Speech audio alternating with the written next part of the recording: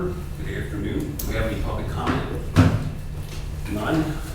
Can we have a motion to approve meeting minutes of May 22nd and June 5th? I'll make a motion to approve the minutes of May 22nd and June 5th. Is there a second? I'll second. Any questions or comments on either set of minutes? All in favor, say aye. Aye. Aye. Motion carries. Our topic for discussion today is the Bridge Capital Improvement Plan. Mr. Stoner, Mr. Hemberg, welcome. Thank you. So I'm good to see. I think everybody has our handout. Yes. In addition to our discussion, so two purposes today. One was just to give a status report, update the board where we're at, then talk about our investment proposal here. We're looking at kind of a next phase of the plan here. So if you look at the first section of status report, we've made a lot of progress. You look back and sometimes you think the projects are moving slow, but we've made a lot of projects happen. We're looking at about $33 million worth of expenditure so far.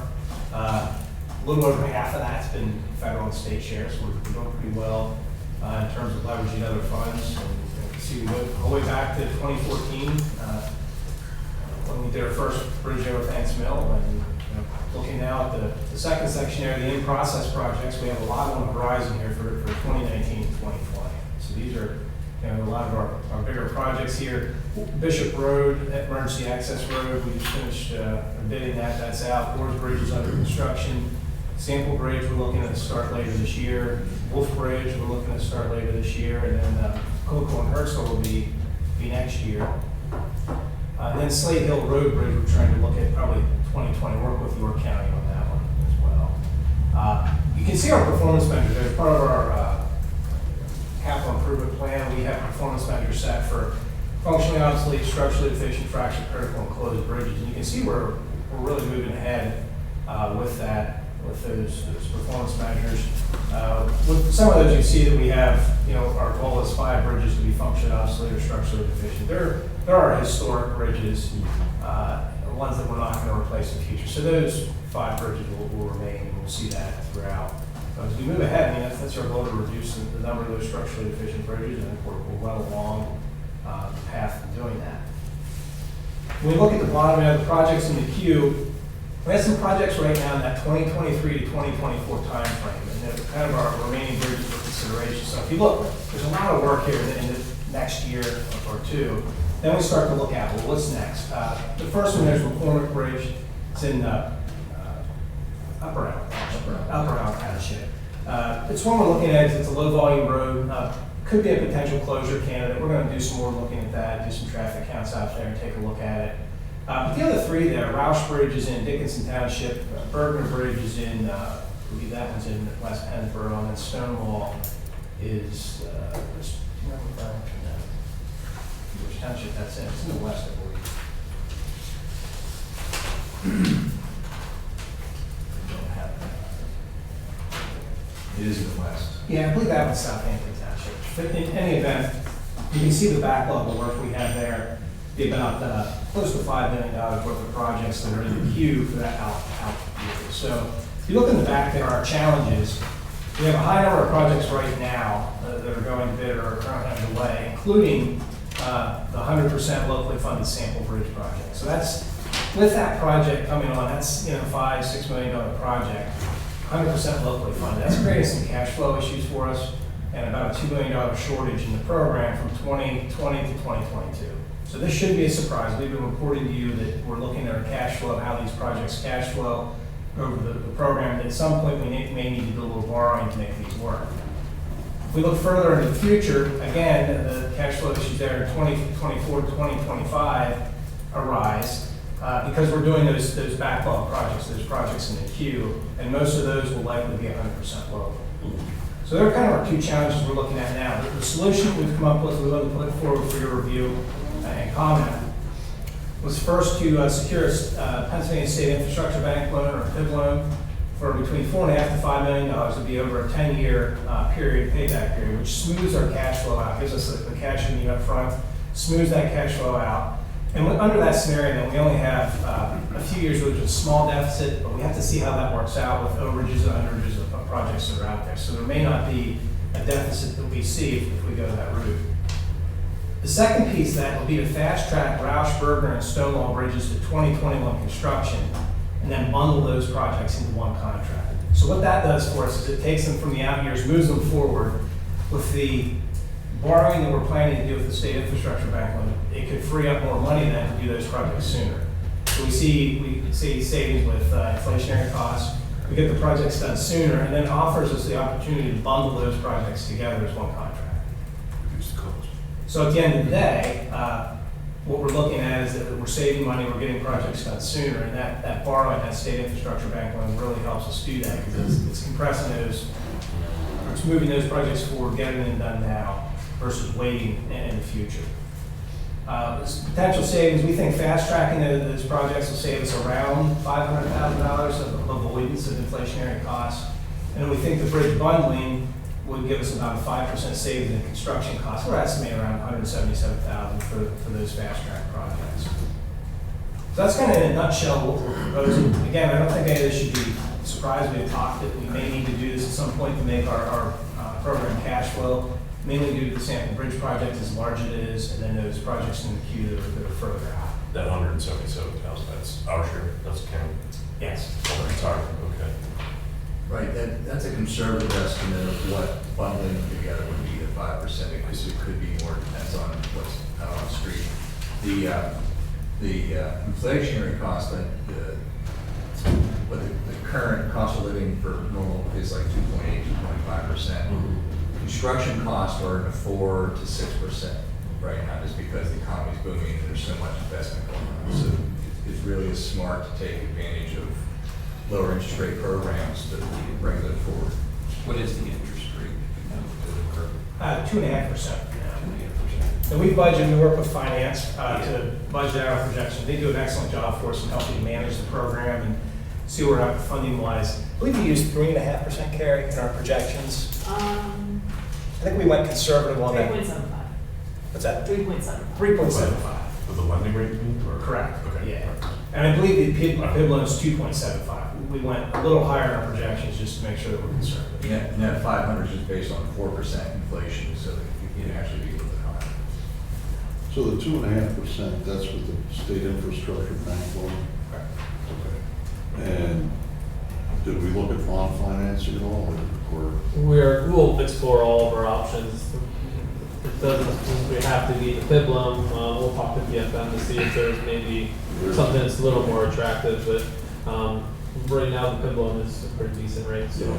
we'll see if we can beat that another avenue also. All right, and the way we're planning this, I assume, is to utilize the $5 vehicle registration fee, liquid fuels revenue to actually pay off whatever borrowing there is. How much are we generating now with the $5 vehicle registration fee, handling about $1 million? About 1.2. 1.2 Do you million? remember the latest carry? It's between 1.1 and 1.2. Yeah. Just doing well. So we should be in a good position to, not, utilize those dollars to pay whatever the debt service is. Correct. Okay. Yeah, that's the idea. That $5 registration fee really gives us the ability to leverage more money and pay it off over time. As we pay it off over time too, what we see is it does free up more money in the program for other, we still need to maintain the bridge stock we have.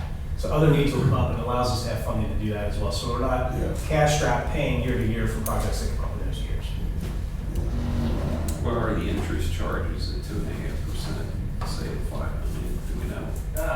I don't have my spreadsheet, so I can get that to you. So over 10 years at the current PIB rate would be $725K.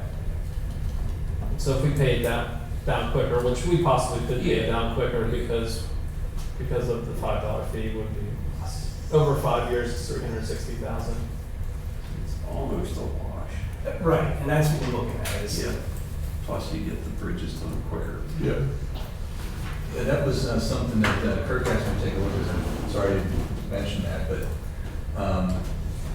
so the county moved ahead with this and have those packages done by 2021. The county would have no structurally deficient bridges in their inventory, which has been a goal since we started, other than the historic bridges. We would meet the program goals by 2021. Wow, that's great. That's a lot of upside. It is. seems like a very reasonable way to get there. Yep. Come a long way, really have. And I mean, I think that the $5 vehicle registration fee is a big help. And we were the first county to do that. Yes, we will. How many, what are we up to now in terms of counties that take advantage of the option? 16, I think it is. Yeah, 16. There was 17 and one rescinded after. I don't know why they did And that. then we got a bonus of some additional flexible. Yeah. $20. That's what's paying for Cumberland Bridge in South Bend Township, so our bonus money.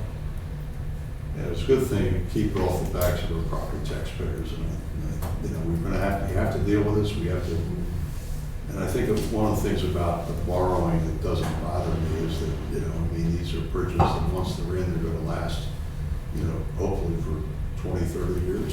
Actually, yeah. Or The longer. stated life is 50, but it's more like 100. Yeah. Okay, well, yeah, so. So If you finance, maintain them, you have to maintain Yeah. maintenance. So Brian was over at the HATS meeting the other day, and he was reporting on, the progress of the Oars Bridge, which is, you know, something we'll understand.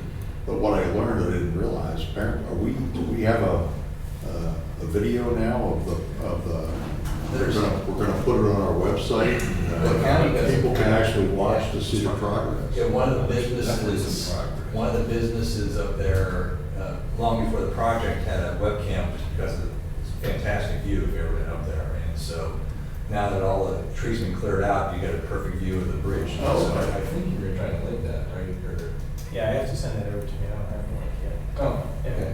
I'll send that. It would be great, you know, people could go to our website and see the progress of the Oars Bridge. Then we have 200,000 inspectors. That's right. Dana, do you or your folks have any comments on the plan in front of us? No, we'll just keep our eye on the timing of it, and if there's other borrowings at the same time, a bond financing may be more feasible, but we'll just watch and see. Finance is very helpful in this program. We do a lot of the front-end technical work, but we rely heavily on them to look at the cash flow issues and do a lot of this modeling. So we couldn't do this program without them. Mhm. They're very valuable to what we do. They do excellent work. That's good to hear. Okay, thank you. So is your webcam gonna have the time-lapse version too, so you can watch all the progress made? And So, things like that? yeah, there's two things. What Jim's talking about is there's a realtor business or something up there, and it's continuously streaming, so it's in real time. We've actually installed at the dentist office a stop action photo, a snap a picture Yeah. every minute. So after a year after it's done, we'll take and stitch all this together and do a time lapse. I've seen a number of those for other construction projects. It's pretty cool. It is. It's like a bunch of ants running around. Yeah. You see the snow and the clouds changing, the batteries running around. Kirk, I'm assuming you want a motion from us to proceed. Yeah, if you believe it's appropriate. And then I think really just to continue on the path of the timing area, we're still going to be coming back to you with, Right. you know, the numbers and borrowing A lot of the normal details. approvals. But to continue in that direction, if that's the board would like to do, that'd be fine. At the pleasure of the board. Yeah, I'll make a motion to continue forward with the plan as outlined by our Director of Planning today. Do we have a second? I'm sorry. Any further questions or comments? All in favor, say aye. Aye. Motion carried. Anything else, guys? Do you have any other business to discuss? Hearing none, is there a motion to adjourn? So, we're adjourned. Thank you.